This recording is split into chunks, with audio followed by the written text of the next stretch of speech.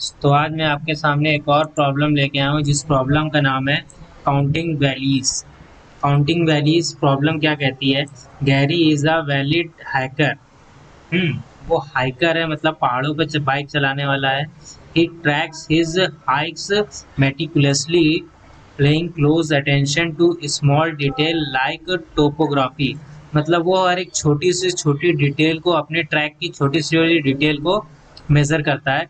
During his last hike ही टुक exactly N step, और उसने अपनी लास्ट ड्राइव में एग्जैक्टली एन स्टेप लिए। For every step he took he notes if it was up hill और down hill. तो up hill के लिए उसने यू डी नोट से नोट किया है और डाउन हिल के लिए उसने डी से नोट किया है।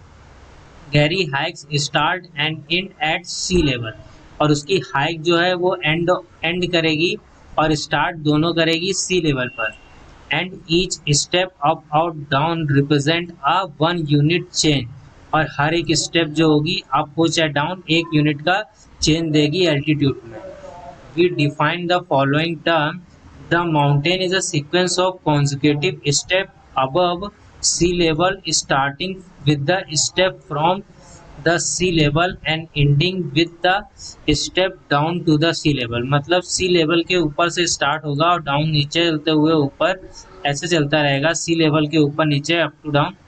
The valley is a sequence of consecutive steps below sea level, starting with the step down from sea level and end with the step up to sea level। मतलब सी level के down से start होगा लेकिन सी level के and पर खत्म होगा।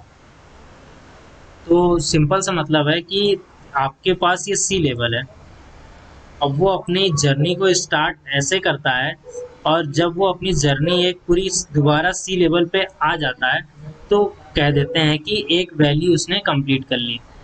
ऐसी दूसरी वैली वो स्टार्ट करेगा, तो ऐसे सिंपली हम लोग को बताना है कि उसने कितनी वैलियां कंप्लीट कर ली, फाइनली उसने कितनी वैलियां पूरी कर ली।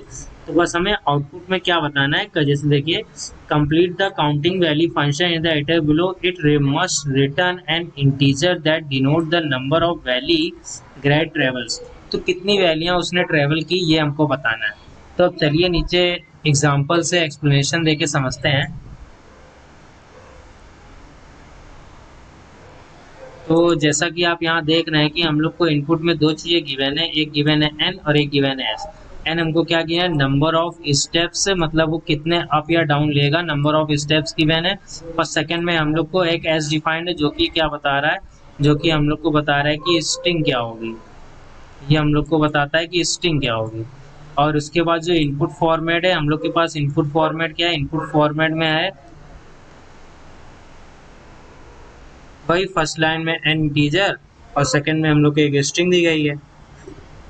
उसके बाद हम लोग को कंस्ट्रेंट बताया गया है। कंस्ट्रेंट में क्या कहा गया है, 2 की पावर मिनिमम स्टेप आपकी 2 हो सकती है और मैक्सिमम स्टेप आपकी कितनी हो सकती है, 10 टू दी पावर 6 हो सकती है।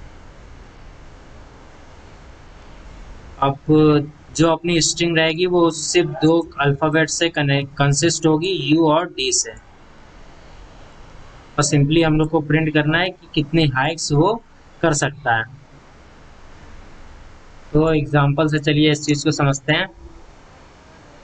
जैसे कि हमको एग्जाम्पल दे रखा है कि अपने पास एग्जाम्पल में क्या है, अपने पास एग्जाम्पल में है U D D D U D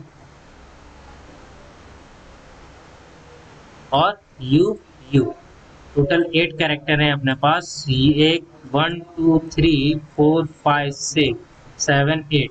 तो सबसे पहले वो सी लेवल से स्टार्ट करेगा, मतलब सी लेवल को हमने मान लिया 0 लेवल।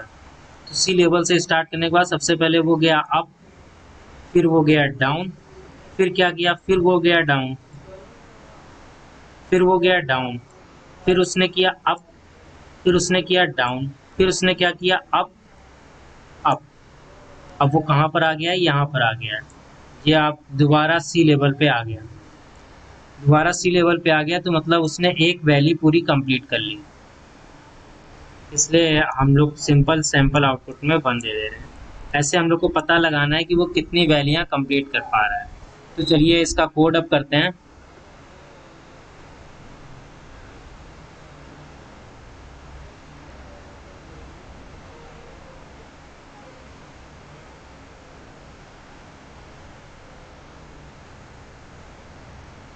तो चलिए अब सॉल्यूशन की तरफ चलते हैं और देखते हैं।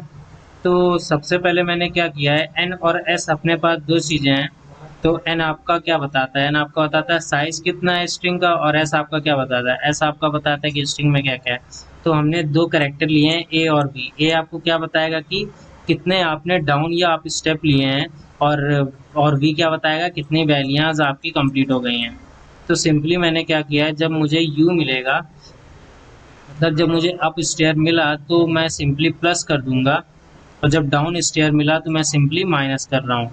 और जब ए की वैल्यू ज़ीरो हो जाएगी, मतलब ये नीचे यहाँ पर आ जाएगा, मतलब सी लेवल पे आ जाएगा, तो मैं काउंट वैल्यू को चला दूंगा। और ये मैं कहाँ चलाऊंगा, पूरी स्ट्रिंग में मैं इसको ट्रैवर्स करूंगा, पूरी स्ट्रिंग तक चलाऊंगा, और सिंपली वी को लास्ट में रिटर्न कर दूंगा।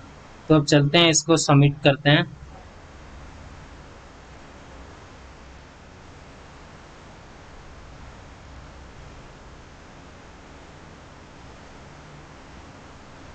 चलिए फाइनल सबमिशन करते हैं।